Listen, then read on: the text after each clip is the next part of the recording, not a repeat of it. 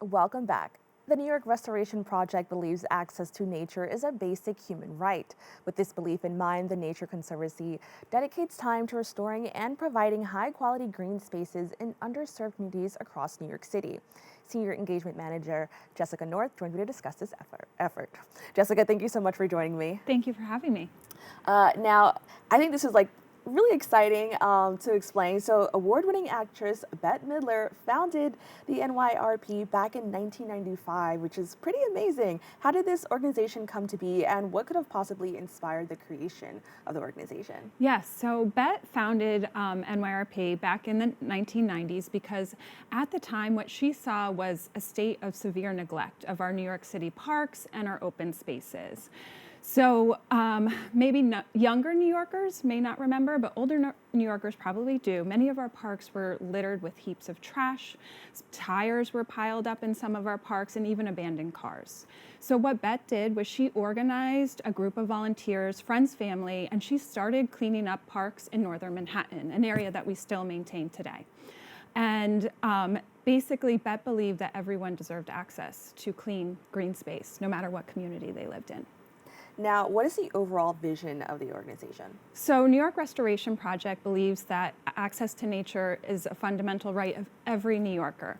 We believe that no matter what community you live in, you deserve high quality, clean, green space. And so since our founding, that's what we've been focused on doing.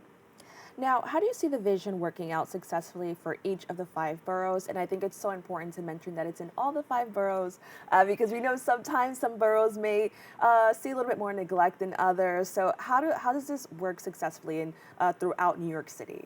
Okay, so today over 1.6 million New Yorkers live within a 10-minute walk of an NYRP site. We own 52 community gardens across all 5 boroughs. You're correct, in all 5 boroughs, even in Staten Island. And we also manage 80 acres of parkland in northern Manhattan. So that's High Bridge Park and Sherman Creek Park in Inwood.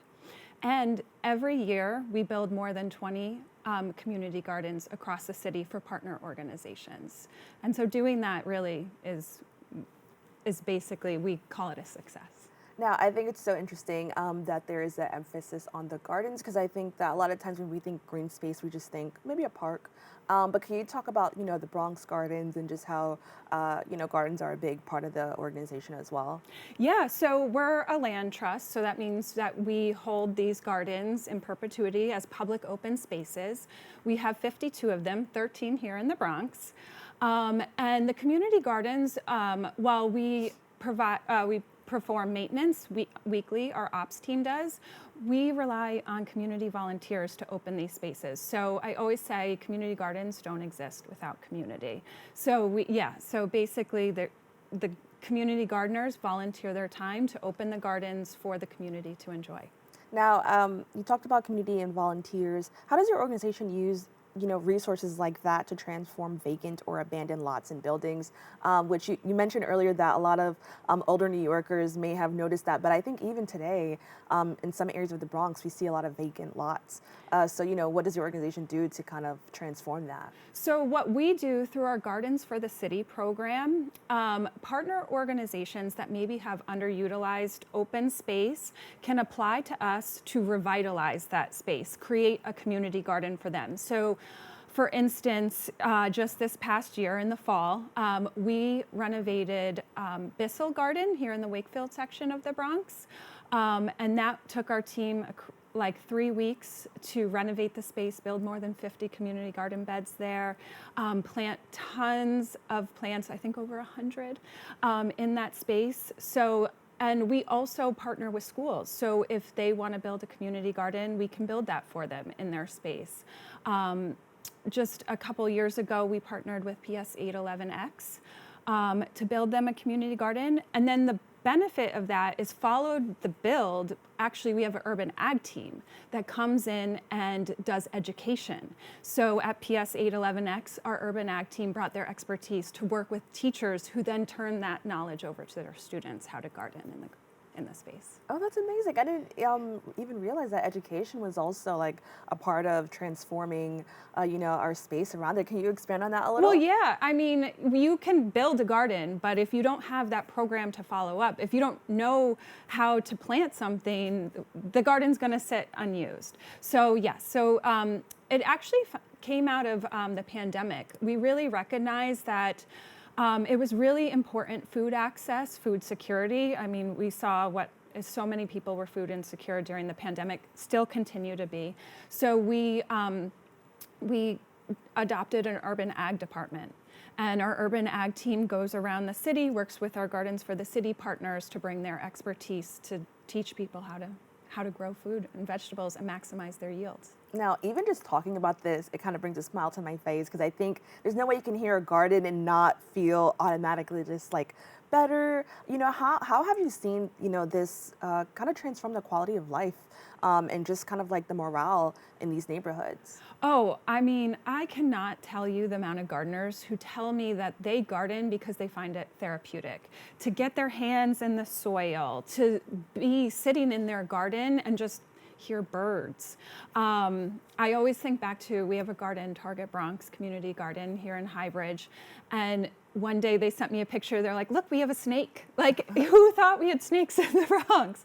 It's really just having that nature all around you when you're in a dense urban setting it really brings like mental health to everybody. Now, according to the website, NYRP is the only citywide nature conservancy that focuses on New York's underserved neighborhoods. What are some of the challenges in creating or restoring green spaces in lower income or underserved communities? So, in any crowded environment, in an urban setting, access to open space is at a premium. And really what it is, there's challenges to creating and protecting these spaces. That's kind of what we saw at our founding, was protecting these open spaces. We were founded because the city was going to sell off these community gardens, and so we bought 52 of them. But today, still, access to open space is a challenge, but also you have to fundraise to have the funds necessary to invest in these spaces. You need infrastructure, but also you need that lasting public engagement piece. Community gardens don't run without the community gardeners volunteering their time, but what my department does is we go in and we help create volunteer opportunities, creating community, bringing people together so that we do have people who want to engage in these spaces. Now, another opportunity you created was the tree giveaway program. Can you tell me a little bit more about that initiative? Yes, very excited to talk about our tree giveaway program. So every year, New York Restoration Project gives away free trees to New York City residents. So this year we'll be giving out 3,500 free trees. The goal of the program is to increase tree canopy across the city. And so we work with like-minded partner organizations to distribute the free trees in every borough. We'll have several in the Bronx. So starting in April, on the weekends, we'll be giving out these free trees to New York City residents. And how does that work? Because I know most people maybe don't have a backyard or may live in apartments. How does that work? So you do have to have access to private land to plant the tree. So if you do have a backyard or you do have a front yard, you can plant there. You can also, if you're part of a garden, you can plant it in your garden. So you do have to have the ability and to plant it somewhere. It can't be on public space, but the trees are free. So if you want a free tree and you do have somewhere that you can plant this, we will launch our registrations as we get closer to April on our website. You can sign up for a location near you to get your free tree. And that's an amazing. I know New Yorkers love anything that's free, and if it's benefiting the community, I think it's an amazing program. Now, some of New York City's boroughs have more challenges than others with green space. How do these challenges affect a borough like the Bronx? Well, the reality is that the Bronx today has so many community gardens because back in the 70s, 80s, 90s, there were so many abandoned lots. And the community came together and started transforming these abandoned lots into spaces that they could enjoy. So the state of community gardens today is very different than then. There is more protections, whether you're in a land trust or you are registered with Green Thumb, there is more protections, but community gardens don't thrive without people. So you really need dedicated volunteers who will volunteer their time to also maintain the garden and ensure that the community has access to it.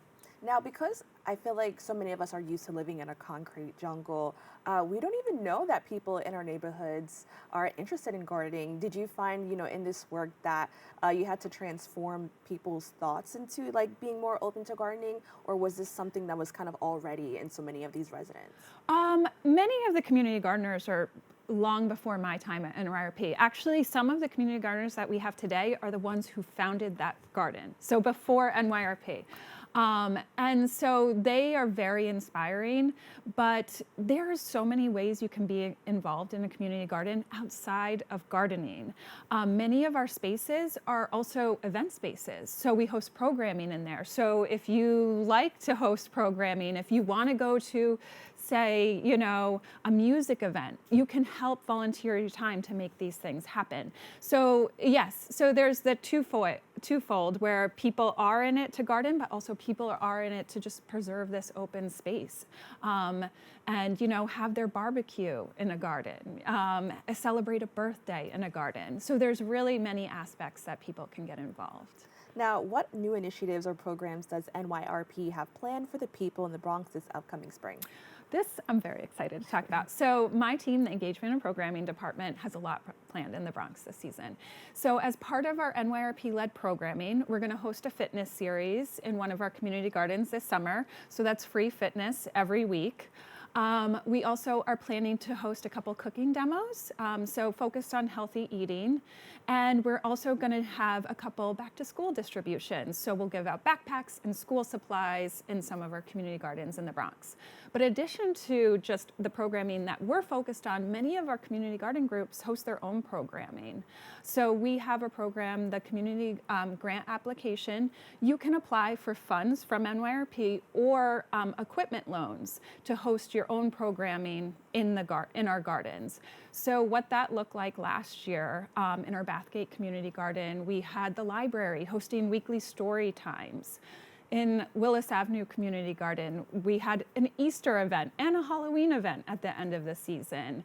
At our Creston Avenue playground, that was a carnival for the community. Oh, that sounds fun. And the exciting thing is that these are all free. No one has to pay to come in and enjoy one of these activities. Well, I think this is all so amazing. And I think even for me, like you kind of shown that gardens can just be used so much more than just growing a vegetable, that they are like community spaces. And Yes. I'm so glad that you were able to come on the show and kind of share this with our viewers, in our community. So thank you so much for joining us. Thank you for having me.